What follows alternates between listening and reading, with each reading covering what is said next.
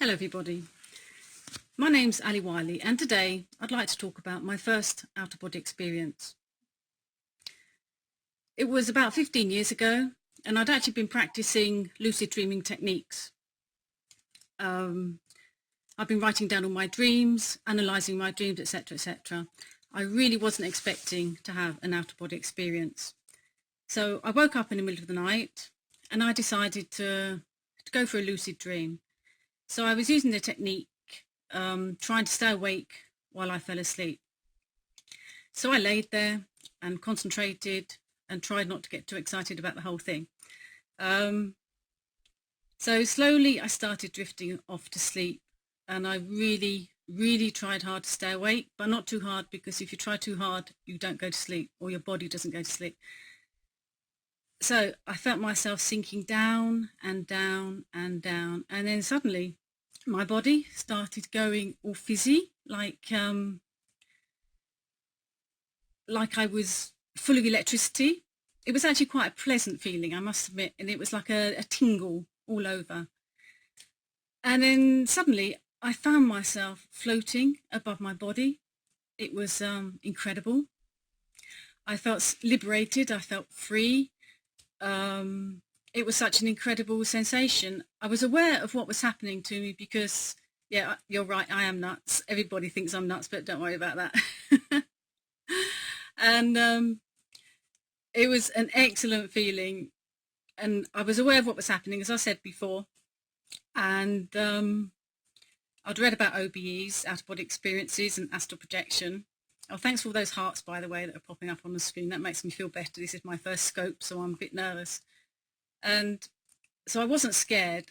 I actually felt quite joyful and free and out there, sort of thing. Anyway, so I was floating above my body and I tried to move towards a window, but I had a bit of difficulty because I wasn't used to actually moving in the out-of-body state. And it's like when you're a child and you learn to walk, you also have to learn how to move when you're out of body. And then I was quickly pulled back to my body, and then I found myself out again, and then I was pulled back in again. And this happened about 3 times. And when I woke up in the morning, it was such a wonderful sensation that I wanted to shout from the rooftops and tell everybody. But then it's like, who do you tell? Everyone thinks you're crazy if you say you leave your body and all the rest of it. So this was 15 years ago, so there wasn't all these communication methods like Facebook, etc, etc. And so you feel a bit lonely when it first happens, because who do you tell? Do you tell your family and they think you're crazy? I mean, still people think I'm crazy, but I've sort of got past that now. I've come out of the astral closet, so to speak.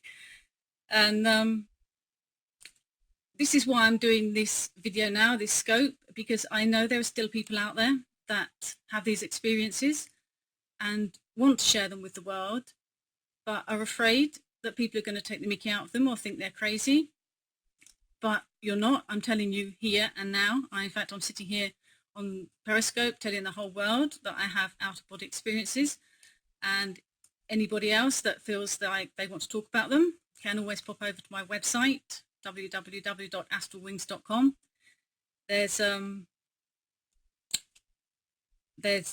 There's a contact form there that you can fill in, and I will receive your questions, etc, etc.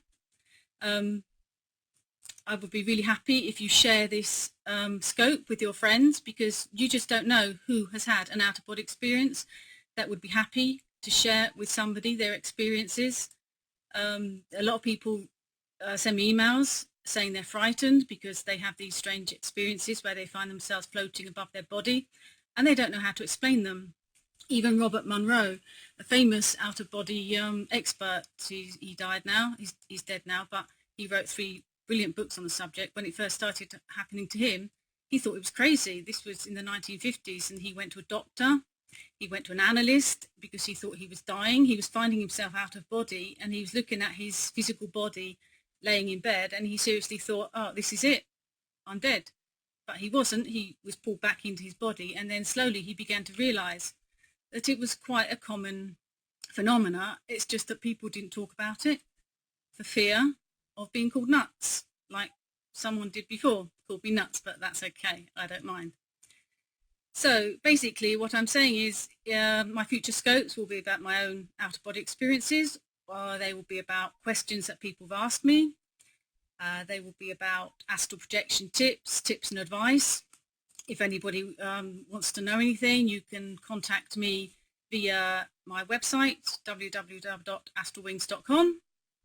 A question: what is the coolest thing you've ever done in an OBE? Oh wow, there are so many cool things that you can do in an OBE, and it depends what actually you consider is cool.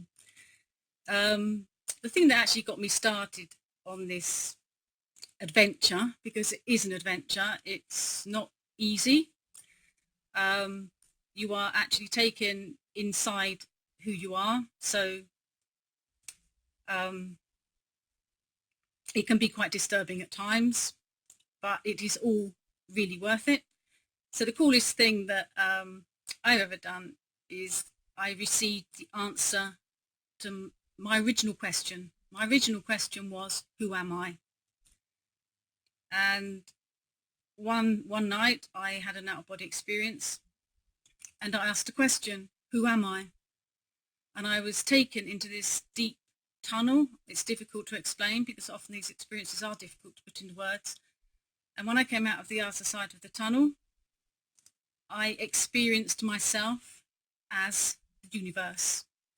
I was experiencing my higher self, I believe, our spiritual self, because we are not just our physical body. As Robert Monroe said, one of his quotes is, "I am more than my physical body." And experiencing myself as a universe was the coolest thing that I've ever done, because then you see the world in a totally different way. You have a totally different worldview. And on that note, I will finish this scope and look forward to the many others I will be doing. So don't forget, pop over to www.astralwings.com. There's a contact me form, so you can ask me questions, you can tell me about your experiences, you can ask me questions that you want me to answer on these scopes, and I shall be more than happy to do so. And it's actually a miracle that we haven't been disturbed today because of my family downstairs, and you can probably hear the church bells in the distance. So I'll wind this up now, and thanks very much for spending some time with me today, and see you again soon.